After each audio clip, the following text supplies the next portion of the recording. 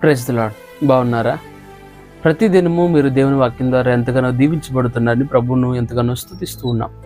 ఈ దినము దేవుని వాక్య ధ్యాన నిమిత్తమై ఆదికాండము 50వ అధ్యాయము 19వ వచనాన్ని చదువుకుందాం.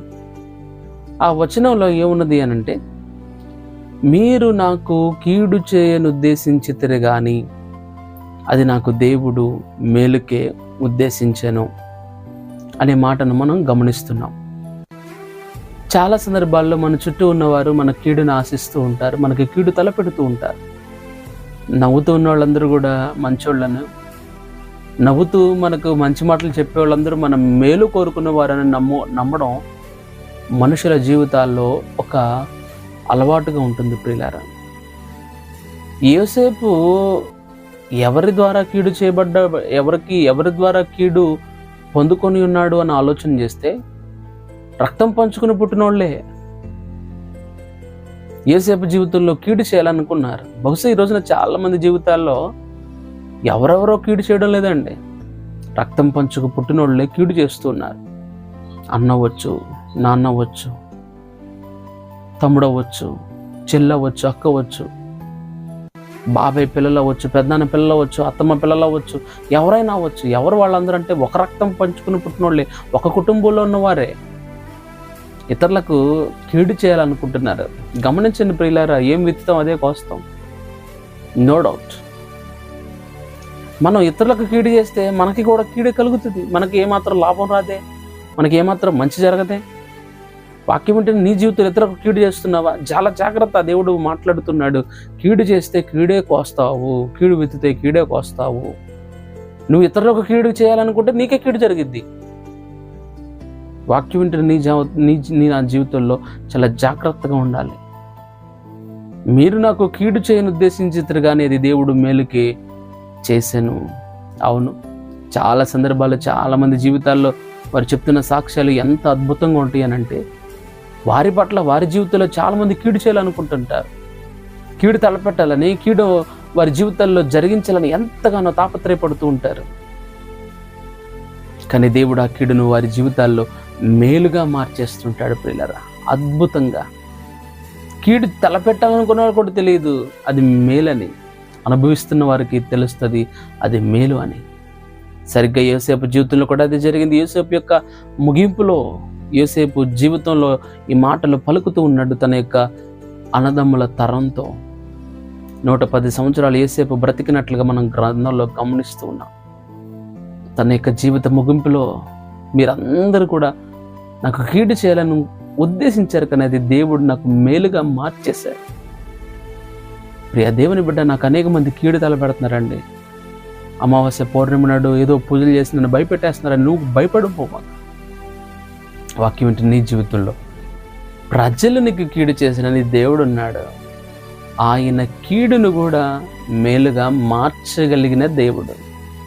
వాళ్ళని కీడు తలపెడుతున్నారని తెలిసిన అధైర్యపడమాక, వారితో సమాధానం లేకుండా పొట్లాట్లకు వెళ్ళకు.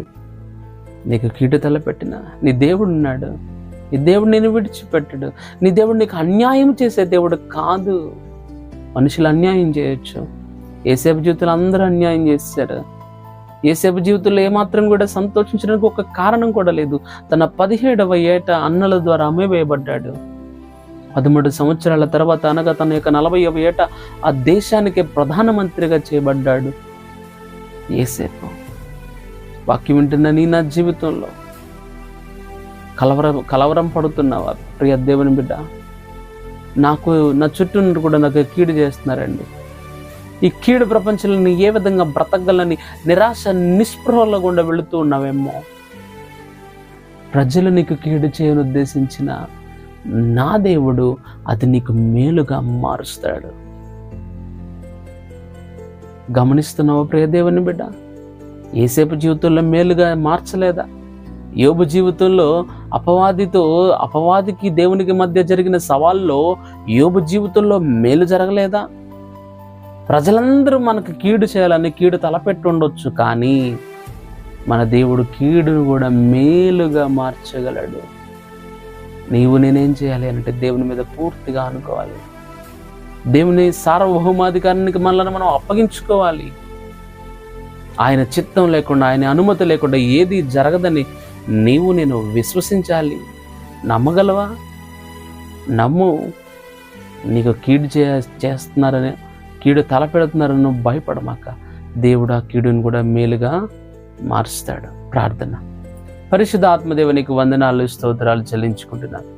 మా ప్రియుల జీవితాల్లో ఎందరి ప్రభు వారు కీడు అనుభవిస్తూ సంతోషం లేకుండా, నెమ్మది లేకుండా, కీడును బట్టి ఎంతగానో దుఃఖం, కలవరం, నిద్రలేని రాత్రులు, ఏదైపోతుందన్న భయాందోళనతో వారి జీవితాన్ని, వారి ఆరోగ్యాన్ని పాడు చేసుకుంటూ ఏమాత్రం కూడా ముందుకు వెళ్ళలేని స్థితిలో వారి బ్రతుకులు ఉన్నట్లయితే, అది మీరు నాకు కీడు చేయని ఉద్దేశించినారు, దేవుడు దాన్ని మాకు మేలుగా మార్చనన్న లేఖన రీతిగా మా జీవితాల్లో కూడా ఎంతోమంది ఎన్నో కీడులు తలపెడుతూ ఉన్నా దాన్ని మీరు మేలుగా మార్చమని అడుగుతున్నారు. ఏసేపు ఫలించాడు కొమ్మని లేఖనంలో సెలవిచ్చిన విధంగా తండ్రి, మా జీవితాల్లో కూడా మేము కూడా ఫలింపులోనికి వచ్చినట్లుగా ప్రతి కీడును మేలుగా మార్చమని అడుగుతున్నాను తండ్రి.